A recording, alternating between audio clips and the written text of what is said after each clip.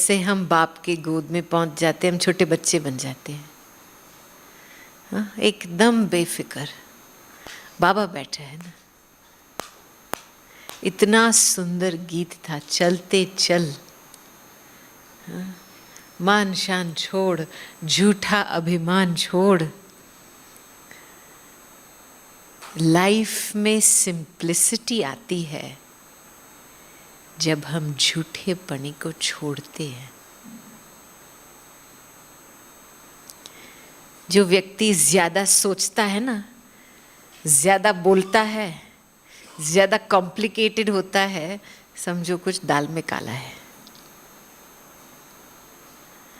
जो व्यक्ति clean hearted है, सच्चे दिल वाला है, बहुत सिंपल है वो व्यक्ति, जैसी है वैसी बात बताएगा। कुछ छिपाने की दरकार नहीं है, कुछ झूठ बोलने की दरकार नहीं है। उसका पूरा विश्वास रहेगा कि विजय सत्यता में है। आज हम सोच रहे थे, 2-3 दिन से हमारा चिंतन चला है ईश्वरीय स्नेह के ऊपर। हम सोचते हैं कि जैसे हम यहाँ बैठे हैं, हम खुद अपने पुरुषार्थ से बैठे हैं। ठीक है, चलो स्थूल रूप में तो आप घर छोड़ के यहाँ आए हैं, स्थूल रूप से पुरुषार्थ किया है, लेकिन आपके पीछे कितने मददगार हैं आपके जीवन में, जिनके गुड विशेस और प्यार के आधार से आप यहाँ बैठे हो आज। तो ईश्वर का एक अनोखा प्यार है, सच्चा है, अनादि है, अविनाशी है। अविनाशी क्यों है? क्योंकि इसका कोई शरीर नहीं है। जो चीज विनाशी होती है वो सदा काल के लिए नहीं रह सकती है। तो स्थूल रूप में प्यार करना माना दिल का टुकड़ा टुकड़ा होना, क्योंकि रूप बदलता है ना। एक दिन तो ये रूप है, दूसरे दिन शरीर छोड़ आत्मा शरीर से निकल जाती तो ये रूप कौन सा बन जाता है? राख बन जाता है। क्या राख के साथ कोई मोह लगेगा? प्यार होगा? तो ऐसे लगता है दिल टूट गया। तो कितने जन्मों से देह के प्यार से हमने धोखा खाया है, क्योंकि नाम रूप का प्यार है, बदलता रहता है। जिस रूप में हमको चाहिए उस रूप में स्थायी नहीं रहता है, राइट? तो ईश्वरीय स्नेह जो भी दिल के टुकड़े हैं, पूरा एक के साथ कनेक्ट करते हैं, एक बन जाता है दिल। क्योंकि ईश्वर अनादि है, अविनाशी है और सदा के लिए हमारा माँ है, बाप है, सखा है, फ्रेंड है। तो ईश्वर ने अपने तरफ से हमारे साथ संबंध निभाया है और निभा रहा है।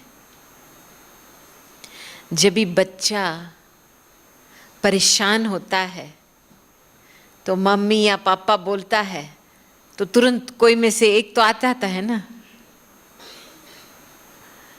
तो बाबा भी ऐसा है, दिल का आवाज बाबा को पहुंचता है, बाबा रिस्पॉन्ड देता है, या किसी ने किसी को निमित्त बना के मदद पहुंचाता है आपको।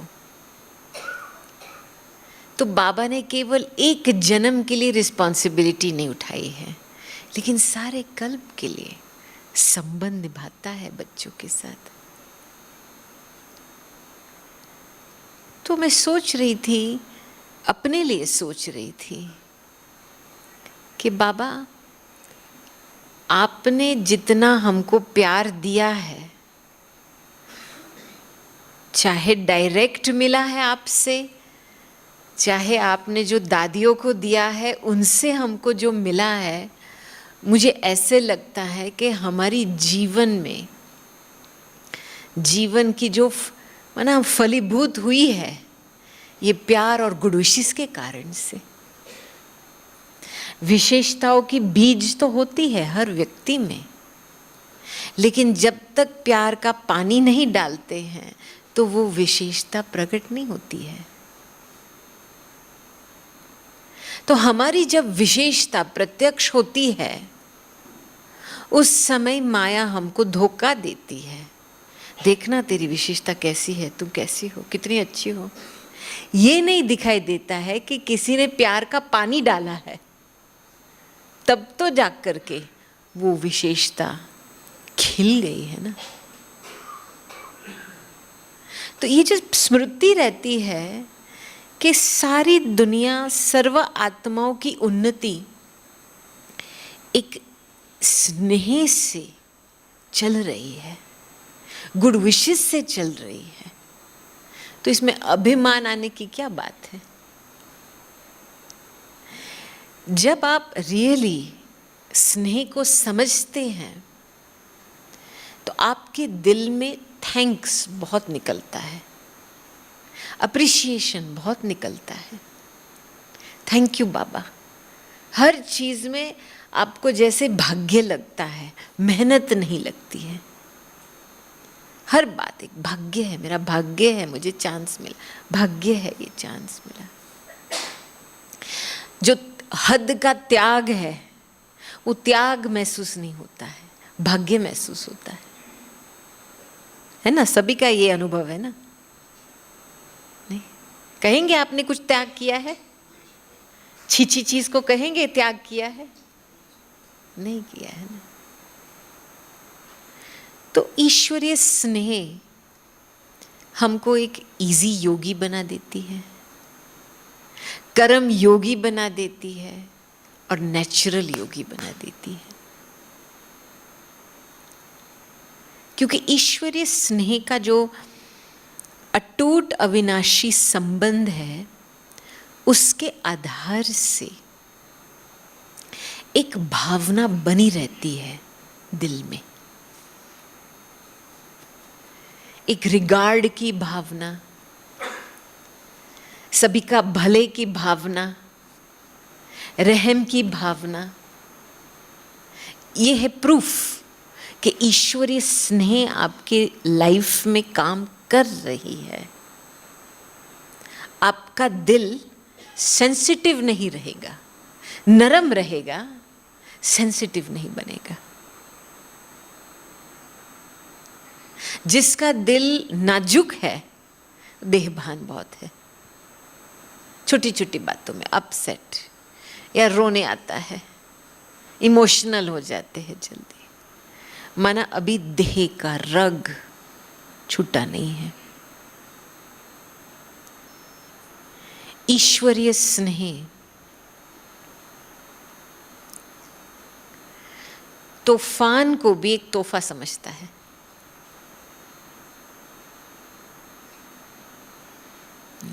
जब ईश्वरीय स्नेह होता है ना, तो आपको सभी की भावनाएं और पुरुषार्थ दिखाई देती है। क्योंकि प्यार ये चीज़ों को देखती है। अभी आप कई लोग यहाँ पे चश्मे पहने हैं, ठीक है, जो कलर का चश्मा पहनेंगे उसी कलर का सब कुछ दिखाई देगा ना। तो जब ईश्वरीय स्नेह के चश्मे पहनते हैं तो बहुत कुछ सूक्ष्म चीजें दिखाई देती हैं। मुझे याद है, हम एक बारी लंदन में थे और साउथ लंदन में एक सेंटर है हमारा, तो वहाँ पे पब्लिक प्रोग्राम था। तो उस पब्लिक प्रोग्राम में काफ़ी लोग आए थे, लेकिन हमने जैसे शुरू किया प्रोग्राम तो थोड़ा 10 मिनट के बाद एक भाई आया, लंबा सा भाई था और बिल्कुल पीछे से आकर के सीधा आगे आकर के एक कुर्सी थी आगे, वहाँ आकर के बैठा, और जैसे बैठा मेरे तरफ तो देखा नहीं, उसने अपना नोटबुक पेन निकाल के लिखना शुरू किया। तो जैसे मैं बोलूँ वैसे वो लिखा। तो मैं सोच रही तो बहुत अच्छा स्टूडेंट है, लेकिन थोड़ा मुंह तो दिखाई देवे। तो चलो, प्रोग्राम पूरा हुआ, टॉक पूरा हुआ, लेक्चर पूरा हुआ। उसके बाद हमने फिर क्वेश्चन आंसर, प्रश्न उत्तर का 10 मिनट का टाइम था। तो फिर हमने पूछा किसी का कोई प्रश्न है क्या? तो यही भाई ने हाथ ऊंचा किया। मैंने बोला भाई ठीक है, पूछो क्या है प्रश्न। कहता है मेरा कोई प्रश्न नहीं है, लेकिन आपके लेक्चर से जो अयथार्थ शब्द थे मैंने उसका लिस्ट बनाया है, और उसके कंपैरिजन में जो रियल शब्द आपको यूज करने चाहिए थे उसका भी मैंने लिस्ट बनाया है। तो मैं आपको सुनाऊं क्या? मैंने बोला भल सुनाओ। तो फिर पढ़ने लगा, ये शब्द ठीक नहीं था, इसके बदले आप ये शब्द यूज करते तो ये बेहतर था। ये शब्द ठीक नहीं था, इसके बदले ये शब्द। जिस बात से आपने ऐसी बात बताई, ऐसी बात बताते तो ये बेहतर था। तो ऐसे करके करके 1 मिनट गया, 2 मिनट गया। मैं तो साक्षी होकर के देख रही हूँ ये खेल, ये क्या है। फिर तीसरे मिनट पे मुझे ये महसूस हुआ कि थोड़ा संगठन थोड़ा इम्पेशेंट हो रहा है। तो मैंने जल्दी बाबा को आह्वान किया। मैंने बोला बाबा ये आपका बच्चा है, इसको जो चाहिए दे दो। और जैसे मैंने बाबा का आह्वान किया तो मिड सेंटेंस उसने पूरा किया, आधे सेंटेंस में। ठीक है, मैंने इनफ बोल लिया। और उस समय मेरे दिल में इस आत्मा के लिए इतना प्यार, मैंने बोला कौन मेरे लेक्चर में इतना पुरुषार्थ करता है। आपने इतनी मेहनत की, मैं आपको बहुत थैंक्स देती हूँ, थैंक यू। आप बाद में फिर आपका नोट्स दे देना, मैं स्टडी कर लूंगी। ये बाबा की याद की कमाल है। बाबा को ना आह्वान करके फिर क्या होता है, आपका देभान टच होता है, आपकी सेंसिटिव बटन टच होती है, आपका अभिमान टच होता है। टच होता है फिर कौन से सोच चलते हैं, अरे क्या है ये, क्या बोल रहा है, इसको क्या पता है किसके सामने बोल रहा है। देखा ना। लेकिन ये आत्मा वंडरफुल जो है, जैसी है, इतनी मेहनत तो की ना हमारे लेक्चर पे, ध्यान से तो सुना, नोट तो लिया। तो पुरुषार्थ को भी आप थैंक यू करो ना। तो प्यार, ईश्वरीय स्नेह ये चीजें देखता है, भावना को देखती है, रोल को नहीं देखती है। भावनाएं बनी रहे संबंध में। जिसके पास ये ईश्वर स्नेह का रस है उसका ये बहुत अटेंशन रहता है कि भावनाएं बनी रहे संबंध में। भावनाएं कोई भी व्यक्ति के प्रति टूटे नहीं। और आपको कुछ भी करना है, उस व्यक्ति को हल्का भी कर लेना है, भले उसकी भी गलती है, नो प्रॉब्लम, लेकिन भावनाएं तो बनी रहे ना। उसको ऐसे अंदर तो महसूस होना कि मेरे लिए कोई है, भले मैं कैसा हूं वैसा हो, मेरे लिए कोई है ना। ये एक व्यक्ति है जो मुझे तिरस्कार नहीं करता है। कितनी दिल की दुआएं निकलती है उस व्यक्ति के लिए। तो ईश्वरीय स्नेह को प्राप्त करने के लिए वृत्ति में बहुत शुद्धता चाहिए। हमने अनेक प्रकार की वृत्तियां बना के रखी है, इसके प्रति एक वृत्ति, इसके प्रति एक वृत्ति, इसके प्रति एक वृत्ति। क्यों? इसकी बात पकड़ के बैठे हैं, इसकी बात पकड़ के बैठे हैं, वो परिस्थिति की बात पकड़ के बैठे हैं। तो वृत्तियों को साफ करना है, ये बहुत इंपॉर्टेंट है। क्योंकि हमारे संबंध में हमको प्यार रूहानी प्यार महसूस क्यों नहीं होता है? क्योंकि विवृत्ति में, स्मृति में गंदगी है।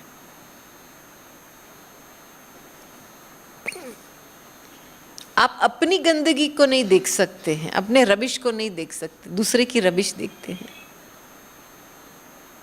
तो cleanliness is the foundation of pure love.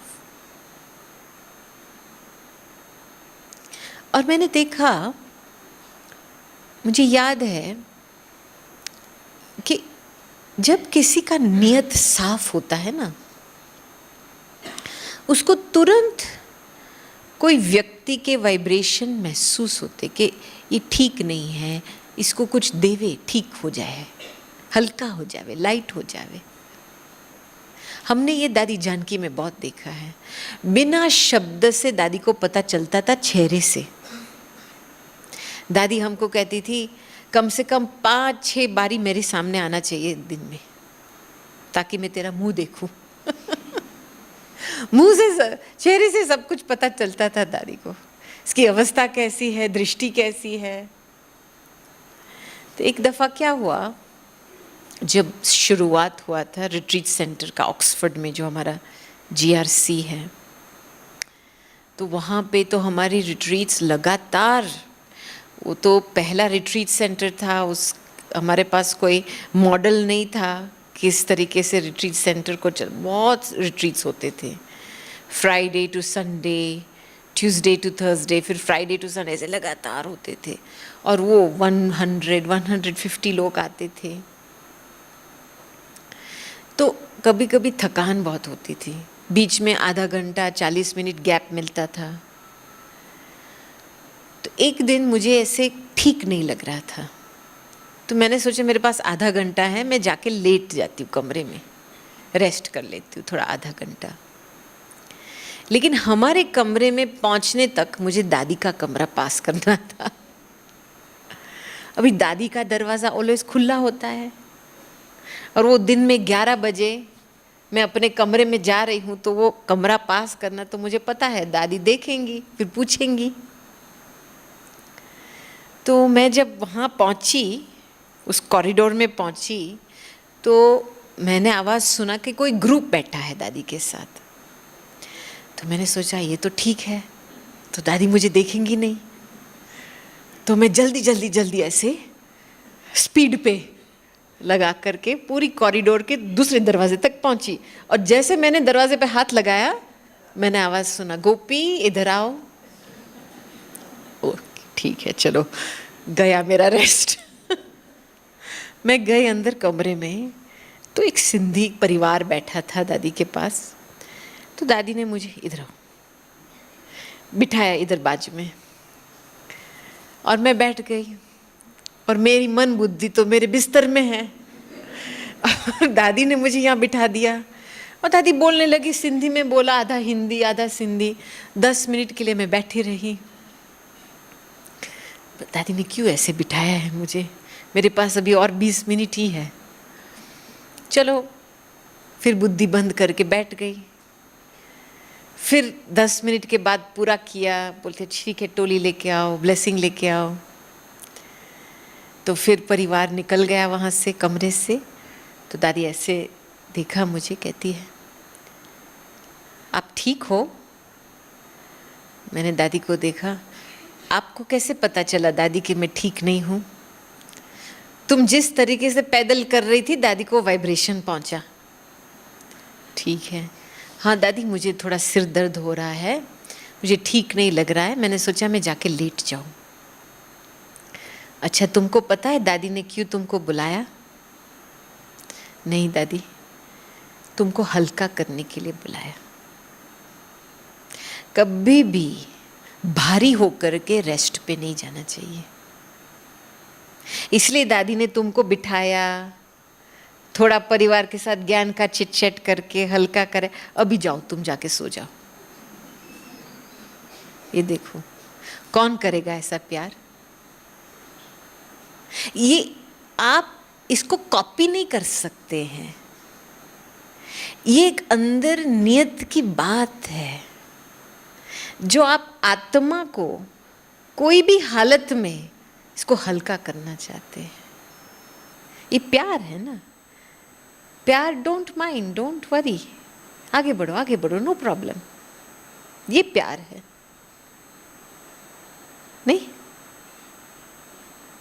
तो अंदर से मैं कहूँगी इतनी एक नरम सॉफ्टनेस या स्पिरिचुअल सेंसिटिविटी रहे कि हम बेबीज को हैंडल कर रहे। आत्मा है क्या? बेबी है ना, बाबा की बेबी है ना। हाँ? कुछ भी हो जाए बेबी को प्यार देंगे ना, नो प्रॉब्लम।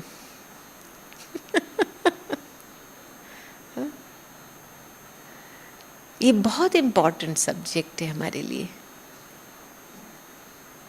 क्योंकि जब ईश्वर का स्नेह हमारी वृत्ति से, दृष्टि से, स्मृति से प्रत्यक्ष होता है ना, तब औरों को खींच होंगे, हम आवे, हम नजदीक आवे, अपनापन महसूस होगा इनको, और हम इन आत्माओं को माला में पिरो सकेंगे।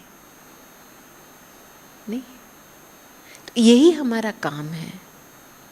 लेकिन प्यारा बनना है, ये कैपेसिटी होती है, क्योंकि सबसे बड़ा विघ्न हमारे प्यार में है हमारा देह का भान। हमने प्यार को मोह समझ लिया है, प्यार को कंफर्ट समझ लिया है, साधन का कंफर्ट समझ लिया है। नहीं, पहले मैं कंफर्टेबल रहूं फिर मैं बाबा को याद करूं। अरे बाबा की याद में ही आपको राहत मिलेगी। सभी को ये तो अनुभव होगा ना, जब आपको कुछ ठीक नहीं लगता है सवेरे, लेकिन जब मुरली में आते हैं, मुरली सुनते सुनते ठीक हो जाती है ना तबीयत, है ना। वो जो बादल था हट जाता है ना मुरली सुनते सुनते। तो ईश्वर को प्यार करना है माना मुरली से प्यार होना चाहिए, पढ़ाई से प्यार होना चाहिए, परिवार से प्यार होना चाहिए। कई लोग तो कहते हैं मैं तो ठीक हूं, अकेली तो मैं ठीक हूं, बाबा से प्यार करती हूं, लेकिन संगठन में आती हूं तो संगठन में प्रॉब्लम होता है। भाई क्या प्रॉब्लम होता है? बस औरों का स्वभाव संस्कार। तो जो प्यारा बनना चाहता है वो पहले अपनी कमजोरी को देखेगा, औरों की कमजोरी को नहीं देखेगा पहले, क्योंकि अपनी कमजोरी बनती है अपनी वीकनेस की फाउंडेशन।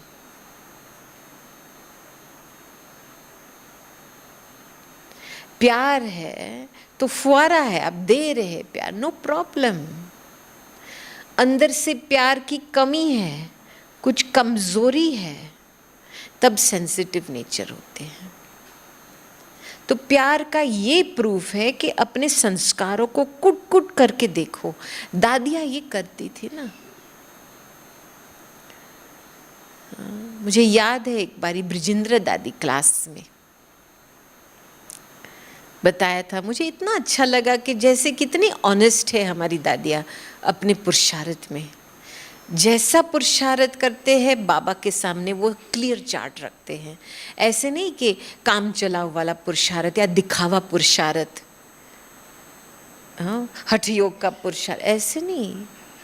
तो दादी ने जब क्लास शुरू किया था उस समय, तो कहते कल रात को मैं अपने संस्कारों को 2 बजे तक कूट कूट के देख रही थी, कौन से संस्कार अभी तक पुराने रहे हुए हैं अंदर। किसने ये मेहनत की है? अभी तो सभी को चांस है ना ये मेहनत करने का। जिसके अंदर एक दिल का स्नेह, दिल की स्नेह की भावना बनी रहती है ना, वो कभी किसी और को दोषी नहीं बनाएगा, कभी नहीं, कभी नहीं। एक्चुअली वो खुद दोष अपने आप ऊपर ले लेगा। मुझे याद है दादी के सामने, दादी जानकी जी के सामने किसी ने झूठ बोला था, तो बहुत दादी को पता था झूठ बोल रहा है, कुछ सिचुएशन था और झूठ पे झूठ बोल रहा था। हमको भी पता था ये झूठ बोल रहे हैं। तो दादी जैसे वो बोलने लगे, दादी चुप हो गई, दादी ने कुछ बोला नहीं।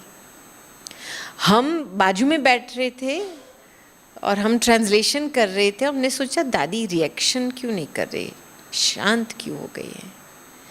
तो जब वो व्यक्ति चली गई तभी मैंने दादी को पूछा, दादी आप इतने शांत क्यों हो गए, आपने कुछ बोला क्यों नहीं। तो दादी ने बोला कि दादी अपने आप को देख रही थी, क्या कमी है जो इस आत्मा दादी को सच नहीं बोल पाई।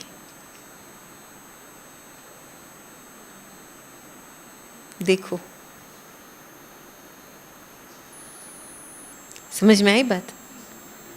प्यार क्या है कि मेरा रूप ऐसा बने जो किसी को मेरी कंपनी में शीतलता महसूस हो, सेफ्टी महसूस हो, वो खिल जाए, वो डरे नहीं मेरी कंपनी से। समझ में आई बात। मुझे इतना उस समय अंदर से लगा कि देखो दादी उसके बारे में नहीं बोल रही है, वो खुद को देख रही है कि मेरी धारणा में क्या कमी है कि ये आत्मा मेरे सामने सत्य झूठ बोले, कि वो सत्य नहीं बोल पाई। मुझे याद है एक माता थी, क्योंकि विदेश में जब होते हैं तो ऐसे झाड़ में हैंड्स तो नहीं मिलते, हैंड्स बनाने पड़ते हैं, बड़ी मेहनत से हैंड्स बनते हैं। जब दादी जानकी जी लंदन आए थे तो गिनने चुनने थे, 10-12 लोग ही थे क्लास में। धीरे धीरे एक एक के ऊपर पुरुषार्थ करके, एक एक के ऊपर। हमको याद है जब केन भाई, चार्ली भाई आए थे तो हिप्पीज थे, पता है ना हिप्पी कल्चर कैसा होता है, लंबी लंबी दाढ़ी, लंबे लंबे बाल, ऐसे वो हिप्पी कल्चर था उस जमाने में 75 में।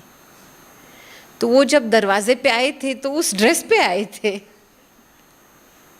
लेकिन दादी ने ऐसे नहीं कि क्या है, अरे इनसे बदबू आ रही है, कैसे कपड़े पहन के आए हैं, अरे इनको भगाओ जल्दी, ऐसी वृत्ति नहीं थी। आत्मा है ना, बुलाया अंदर, कोस कराया, प्यार किया, और देखो आज दोनों देश चला रहे, रीजन चला रहे हैं। तो प्यार माना आप ऊपर ऊपर का नहीं देखेंगे, आपको किसी की जिगरी नब्ज आप पकड़ सकेंगे। तो मुझे याद है दादी क्या करती थी, कभी कभी नए देशों में सेवा शुरू होती थी तो दादी जी कई ऐसी गिनी चुनी माताएं थी जो बहुत सर्विसेबल थी, भल घर गृहस्थ में रहती थी लेकिन इनका घर भी सेंटर जैसा होता था, एकदम पक्की थी। तो दादी इनको ट्रेनिंग दे करके दादी माताओं को भेजती थी नए नए देशों में, टीचर के साथ भेजती थी माताओं को। तो एक बार एक माता को भेजा था, तो वो माता वापस आई 3-4 वीक के बाद और काफ़ी नाराज़ हुई थी। तो जब दादी से मिली तो काफ़ी नाराज़ थी, तो थोड़ा जोश में बोलने लगी, दादी क्या है, मुझे किस जगह पे आपने भेजा, मैं अकेली थी, मेरे पास कोई हैंड्स नहीं था, एट्सेट्रा एट्सेट्रा एट्सेट्रा। बहुत लंबी चौड़ी बात, लेकिन बहुत अपसेट थी। दादी ने बहुत उसको प्यार से मनाने की कोशिश किया, बहन को बताया कि देखो दादी ने आप में विश्वास रखा है ना, दादी का पूरा विश्वास था कि आप जाके हैंड्स बनाएंगे जैसे दादी ने आपको हैंड्स बनाया। लेकिन बेचारी का दिल नहीं मान रहा था, उसके दिल में जो भरा हुआ था वो सब बाहर हुआ। ठीक है, फिर नेक्स्ट डे क्लास के बाद दादी ढूंढ रही थी कहाँ है वो माता। तो मैंने बोला दादी आई तो नहीं है, कहती है जांच करो कहाँ है। तो मैंने फ़ोन किया तो घर पे थी। कहती है मुझे आज बुखार हो गया है। मुझे पता चला क्यों बुखार हुआ है। तो जब दादी के पास गए, दादी को बताया कि दादी वो आई नहीं है, कहते हैं मुझे बुखार है, तो दादी ने बोला ठीक है चलो हम उसके घर पे चलते हैं। हाँ, बोला दादी देखो ये करना है, चलो ये पूरा करके हम चलते हैं। दादी जरूरी नहीं है, वो कल आएंगी क्लास में। नहीं, दादी को उस आत्मा को इतना प्यार देना है कि वो भूल जाए जो भी उसने दादी को बोला था, वो सब कुछ भूल जाए। इतना प्यार दादी उसको देना है। अभी आपके पास ईश्वर स्नेह का इतना स्टॉक है जो आप कोई भी व्यक्ति के भूल को भी मिटा सकते हो उसकी स्मृति से। या अंदर नोटपैड पेन है, तुम ऐसा है, तुमने ऐसा बोला, तुमने ऐसा किया, तुमने ऐसा है, ये क्या है? समझ में आई बात? बाबा देखो ना बच्चों के सामने, वंडरफुल है। बाबा शिक्षा देता है, श्रीमत देता है, उस समय प्यार की लहर में आकर के हाँ बाबा हम करेंगे, हाँ हम करेंगे, फिर 2 दिन के बाद रिवर्स में गाड़ी जाती है, प्रॉमिस टूटता है, झूठ बोलते हैं बाबा के सामने, फिर भी बाबा भोला बन जाता है ना बच्चों के सामने, क्योंकि अभी धर्मराज का पाठ शुरू नहीं हुआ है। बाप है ना, तो बाप का काम यही है कि बच्चों को आगे बढ़ाना। कुछ भी हो जाए ठीक है, छोड़ दो, अभी ये नहीं, अभी दिल खोल दिया ना, बता दिया, अभी आगे बढ़ो, आगे बढ़ो।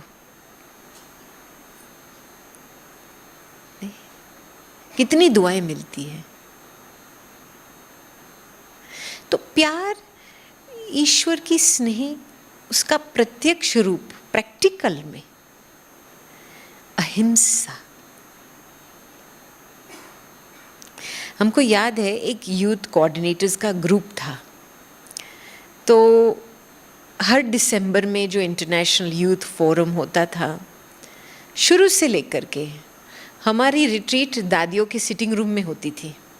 एक दादी की सिटिंग रूम में जाओ, दूसरे दादी की सिटिंग रूम में जाओ, तीसरे, और ऐसे दिन बीतता था। पिकनिक पे जाओ दादियों के साथ। तो धीरे धीरे धीरे फिर एक के बाद दादी सूक्ष्म पार्टी में, एडवांस पार्टी में चले गए। तो पर दादी जाने के बाद हम रुक्मिणी दीदी के साथ बैठे थे, तो हमने पूछा था, थोड़ा रुक्मिणी दीदी स्टोरीज सुना रहे थे परदादी के बारे में, तो मुझे एक कहानी बहुत टच हुई कि एक दिन गुरुवार का दिन था और यहाँ पर ही थे, क्योंकि परदादी का कमरा यहाँ इंद्रप्रस्थ में है ना, नंबर रूम, पहला कमरा, वो निर्मल शांता दादी का कमरा था। तो रुक्मिणी बहन, भोग का दिन था तो बाल धुलाई किया था, तो वहाँ जो छोटा सा क्या कहेंगे पैटियो अंदर है, तो वहाँ बैठे थे और बाल ऐसे सुखा रहे थे और थोड़ा हाँ कोम से थोड़ा बना रहे हैं बाल को। तो बाल तो गिरते हैं, लंबे होते तो गिरते हैं नीचे। तो दादी अंदर आई, दादी ने बोला, अरे रुक्मिणी, ये देखो तेरे बाल इतने लंबे चौड़े हैं और यहाँ पे इतनी छोटी छोटी चकलियाँ, वो छोटी छोटी क्या पंछी, हाँ इतने पतले पतले उनके पाँव होते हैं, तेरे लंबे बाल इनके पाँव में आ जाएगा तो वो कैसे उड़ेंगी? ये देखो ये क्या है? वेरी डीप, मैं कहूँगी सेंसिटिविटी, कि मेरे से किसी को दुख ना पहुँचे, मेरे कर्मों के आधार से किसी को कष्ट ना मिले। ये है ईश्वरीय स्नेह की शक्ति, बिल्कुल अहिंसक बना देती है। समझ में आई बात? एक छवि बन रही है, प्यार की छवि कैसी होनी चाहिए, मोटे रूप से प्यार नहीं, हम समझते बस किसी को खुश करना, लेकिन ये तो स्वार्थ वाला प्यार है। वो व्यक्ति हमारे से खुश रहे इसलिए हम उसको खुश कर रहे हैं। ये तो पूरा खेल है, संबंधों का खेल है। और इस खेल में ना हम खुश रहते हैं, ना वो सामने वाली व्यक्ति खुश रहता है, ना हम संतुष्ट रहते हैं, ना वो सामने वाली व्यक्ति संतुष्ट रहता है। बड़ी दादी का प्यार तो बहुत एफेक्शनेट, स्नेह भरा प्यार था। हम बचपन में थे तो बड़ी दादी हमको देखते थे तो आइसक्रीम मंगाती थी, चलो पिकनिक पे जाए, फिर हमको भाकी पहनती थी। लेकिन हम जब दादी जानकी के पास आए तो दादी जानकी का प्यार ऐसा नहीं था। दादी जानकी का प्यार लॉ था। कहते ना love and law, law is love, love is law. इत्फाक से दादी हमको पूछती थी तुम ठीक हो। उनको चेहरे से तो सब कुछ पता चलता था, लेकिन बड़ी दादी जैसे ऐसे ऐसे प्यार नहीं करती थी। दादी का प्यार सत्यता था। जब भी दादी कुछ डायरेक्शन देती थी और हमारा मुंह थोड़ा सा भी बदले ना, मुंह क्यों, चेहरा क्यों बदला, आउट, चेहरा क्यों, अच्छा दादी नहीं बोलेंगी, अभी कुछ भी नहीं बोलेंगी, नहीं नहीं नहीं दादी बोलो बोलो बोलो, हम करेंगे, हम चेहरा नहीं बदलेंगे, आप बोलो बोलो, हम करेंगे। और मैंने ये कहानी तो बहुत बारी सुनाई है। जब हम कार में जा रहे थे, शायद आपने सुनी होंगी, ये माउंट आबू से नीचे आ रहे थे, तो उस समय मुझे तो जैसे वॉमिटिंग सेंसेशन हो रहा था, और दादी तो खाती है पीती है, ईमेल पढ़ती है गाड़ी में, और फिर मुझे बोला आप नोटबुक पेन निकालो, मैं डिक्टेशन कराती हूँ। और मुझे तो चक्कर आ रहे हैं, तो मैंने तो बीच में कुमार को बोला आप गाड़ी रोको, बाहर निकलती हूँ। थोड़ा 2-3 गहरा सांस लिया, आधा नींबू लिया, थोड़ा अपने आप को सेट किया। फिर जैसे मैं गाड़ी में बैठी तो दादी ऐसे देखने लगी मुझे, तुमको ये नहीं होना चाहिए। मैंने हाथ जोड़ा, मैंने बोला दादी आप इतने हमारे से बड़े हो, आप खाते हो पीते हो सोते हो पढ़ते हो गाड़ी में, आपको कुछ नहीं होता है, हमको क्यों होता है इतना, मुझे क्यों इतना चक्कर वॉमिटिंग सेंसेशन होता है। और दूसरी बात, हाँ कोई और होता तो वो पूछता आपको ग्लास पानी चाहिए, लेकिन आप वो भी नहीं मुझे पूछते हैं, आप ऐसे ही बोलते हो कि तुमको ये नहीं होना चाहिए। तो जैसे छोटा बच्चा रूठता है वैसी थी मेरी स्थिति उस समय।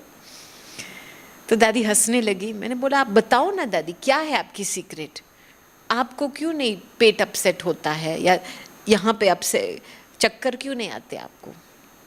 कहती ठीक है दादी बताती है, आप लोग छोटी छोटी बातों में टाइम वेस्ट, एनर्जी वेस्ट, शब्द वेस्ट करते हैं ना। तुम लंच को क्या किसके साथ गपशप कर रही थी, दादी ने देख लिया था, बाबा की याद में तो भोजन नहीं स्वीकार किया था उस दिन। तो कहती है छोटी छोटी बातों में जहाँ पे टाइम वेस्ट होता है, एनर्जी वेस्ट होती है, वो वेस्टेज का एक बोझा पड़ता है आत्मा में, और उस बोझ को फिर आपको ही भोगना पड़ता है छोटी छोटी बातों में। आप जब सीढ़ी चढ़ेंगे चक्कर आएंगे, सवेरे उठेंगे बुखार जैसा लगेगा, पता नहीं है उसका कारण क्या है। ये सारा बोझ, व्यर्थ का बोझ का भोगना है। ये था दादी जानकी जी का प्यार। मुझे उस समय बहुत दिल से थैंक्स निकला, क्योंकि दादी एक स्पिरिचुअल साइंटिस्ट थी। अपने ऊपर अपनी देह को त्याग करके अशरीरी, खुद को अशरीरी बनाना, खुद के जो भी बीमारी है उससे पार जाना, दादी इसमें एक्सपर्ट थी। तो वो एक एक बीमारी का रग समझती थी। ये था प्यार। अभी हर एक व्यक्ति हमारे लाइफ में है उनकी भावनाएं कई अलग अलग प्रकार से प्रत्यक्ष होती है ना। तो जब भी हम किसी की भावनाएं को समझते हैं तो जिस तरीके से वो प्यार देना चाहते हैं वो भी हम समझते हैं, तभी हम वो प्यार स्वीकार कर सकते हैं। समझ में आई बात? समझो मेरे मन में बस मुझे बड़ी दादी जैसा कोई प्यार करे, मुझे वही प्यार है, और कोई मुझे ऐसा प्यार नहीं करे दादी जान की मुझे ऐसा, तो फिर मुझे लगेगा अरे दादी मुझे क्यों बार बार रिजेक्ट करती है। लेकिन आपने दादी की भावना समझी नहीं। तो ये एक मेहनत है। प्यार, ईश्वरीय स्नेह एक है समझने की कोशिश करता है। पहले कुछ चीज को समझना है तो साक्षी होकर के देखना है। पहले जो है जैसी है पहले साक्षी होकर के देखो, ऑब्जर्व तो करो, अपना टूटू नहीं चलाओ। पहले उस चीज को जिस रूप में क्या हो रहा है ऑब्जर्व तो करो, समझो बात पहले, और फिर जिसमें ईश्वरीय स्नेह की भावना होती, सीखने की भावना होती है। मैंने ये देखा दादी जी में बहुत था ये। अब सोचो भिन्न भिन्न देशों में सफ़र करना, भिन्न भिन्न कल्चर्स में, भिन्न भिन्न भाषा वाले के साथ एडजस्ट करना खुद को। दादी ने बहुत कुछ सीखा है और अपने आप को एडजस्ट करके, मोल्ड करके दादी ने खुद में परिवर्तन लाया और औरों में भी परिवर्तन लाई थी दादी ने। तो ये सारी प्रैक्टिकल बातें हैं। हम ऊपर ऊपर से बोलते हाँ बाबा आई लव यू, बहुत बोलने से में बहुत इजी है, लेकिन आपका प्यार कितना डीप है? या ऊपर ऊपर से खुश करने वाला प्यार है? डीप जाना चाहिए। नहीं, ठीक है, ओके। हाँ, तो आप लोग रिट्रीट करने के लिए नहीं आए हैं, बाप समान बनने के लिए आए हैं। क्योंकि जिसके साथ प्यार है, सच्चा दिल का प्यार है, ऐसे नहीं स्वार्थ वाला प्यार जो समय को देख करके तब प्यार करता है। हाँ, जब काम होता है तब प्यार करते हैं, नहीं। ये एक प्यार बनी रहे, उसके लिए एक वार्तालाप बनी रहे। बाबा के साथ बातें करो ना, और बातें करने में सुनने का भी गैप रखना होता है, पता है ना। जब किसी के साथ वार्तालाप होता है तो आप थोड़ा बोलते हैं, वो सुनते हैं, वो थोड़े बोलते हैं, आप सुनते हो ना। आपका सारा टाइम टू तो नहीं चलता है ना। तो जब हम बड़े बाबा के सामने जाते हैं ना, सार रूप में बाबा को बता दो, फिर बुद्धि को शांत करके सुनो बाबा क्या देना चाहता है मुझे। एक दिल की बात है, बाबा की भावनाएं स्वीकार करो। उस समय दृष्टि से बहुत कुछ पता चलता है। हम जब बाबा की दृष्टि लेते हैं, दृष्टि में इतना कुछ है। देखो बाबा की दृष्टि में बाबा ने पहले तो हमको पहचाना है ना, राइट। हमने बाबा को नहीं पहचाना है, बाबा ने इस डायमंड को पहचाना। तो बाबा की दृष्टि में हमारी संपन्नता है। तो जब हम बाबा की दृष्टि लेते हैं तो वो संपन्नता की भावना हमारे अंदर प्रकट होती है। समझ में आई बात? इसीलिए जब भी कुछ ब्लॉकेज या बैरियर कुछ भी है दिल में, नो प्रॉब्लम, बता दो, लेकिन बुद्धि शांत करके बाबा की दृष्टि लेकर के जो उस समय भावना मिल रही है बाबा से वो ले लो।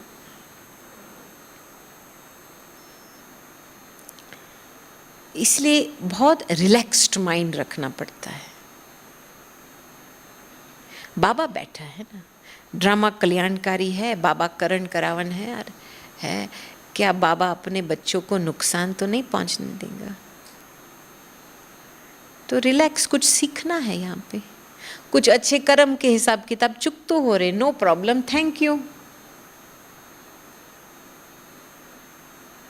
क्यों, क्या शब्द नहीं निकलना चाहिए मुख से,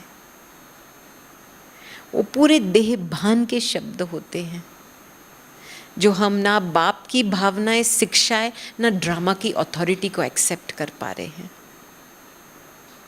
और हमने ये बात देखी है, दादी जानकी ने, ड्रामा उनकी बेस्ट फ्रेंड थी।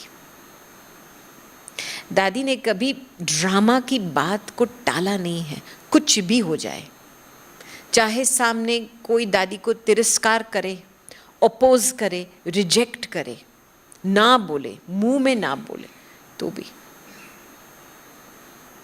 ठीक है भाई।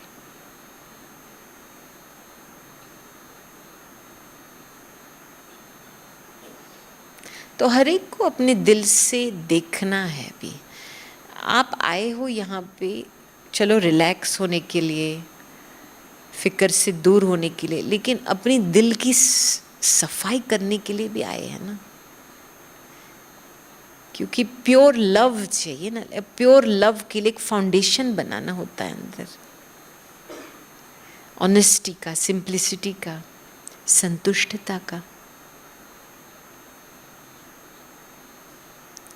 तो ऐसा लक्ष्य रखो कि आपकी प्यार में, आपकी भावनाएं में, आपकी वृत्ति में ऐसी शुद्धता हो कि स्वयं भगवान आपके प्रति आकर्षण हो जाए, बार बार बाबा आपको याद करे।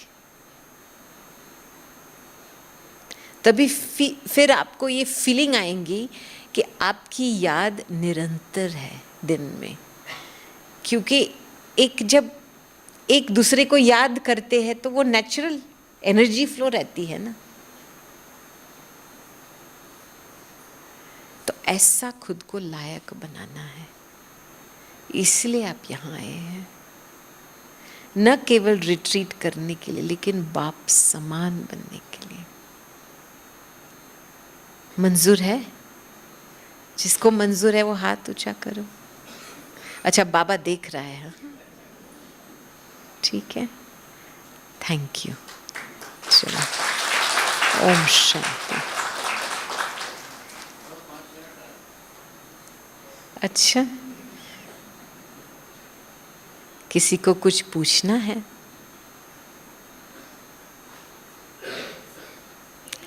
जी,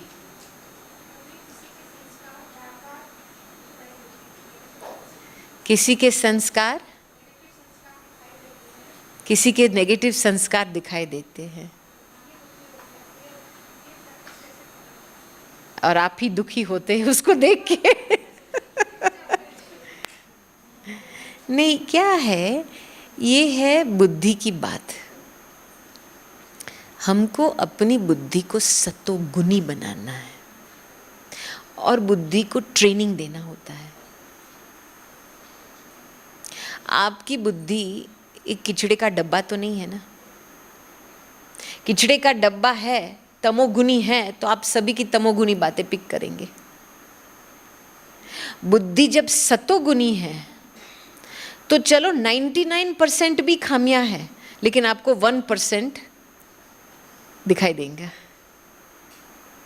तो सतोगुनी बुद्धि जो विशेषता है, क्वालिटीज है, गुण है, जो अच्छा है, उसको खोज करती है।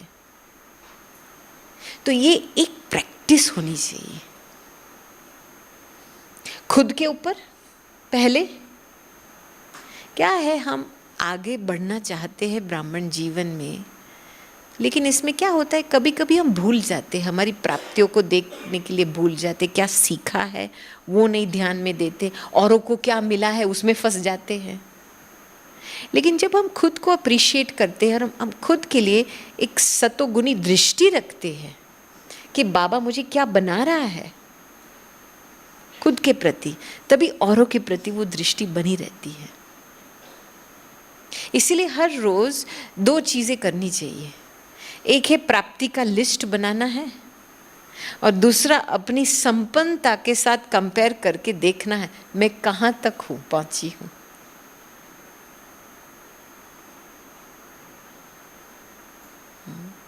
ये जब अंदर की तरफ एक आँख होती है ना, तो बाहर की तरफ एक रहम की आँख रहती है।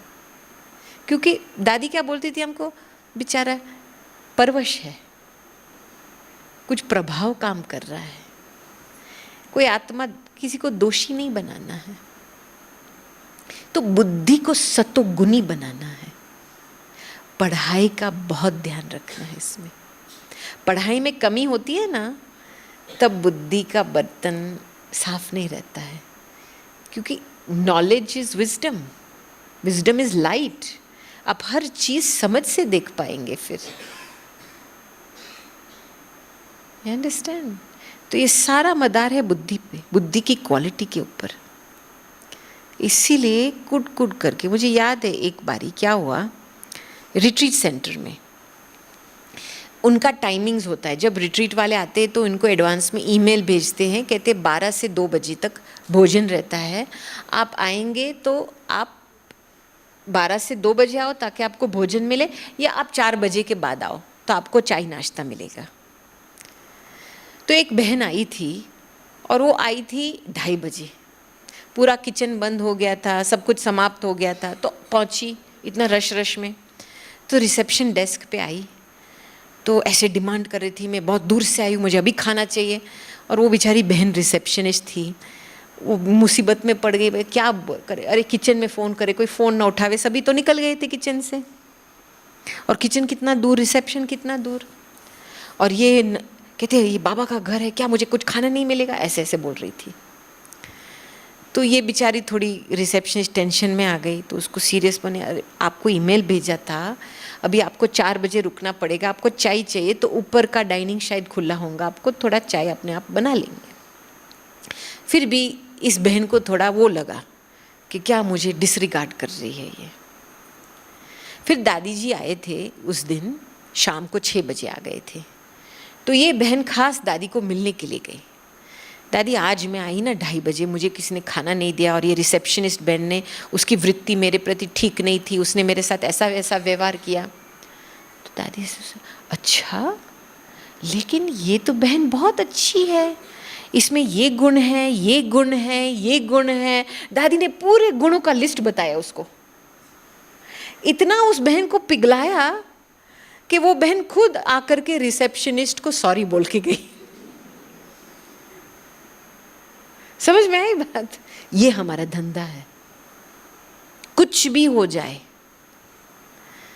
ना, किसी के स्वमान में किसी का कुछ गिराना, किसी को गिराना ये पाप है। किसी की डिग्निटी को बढ़ाना, स्वमान बढ़ाना ये पुण्य है।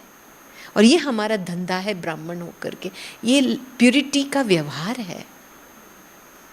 समझ में आई बात? तो जब आप प्यूरिटी को एक धर्म समझेंगे ना, तो तब ये आदतें ऑटोमेटिकली आएंगी। Okay, thank you. ओम शांति।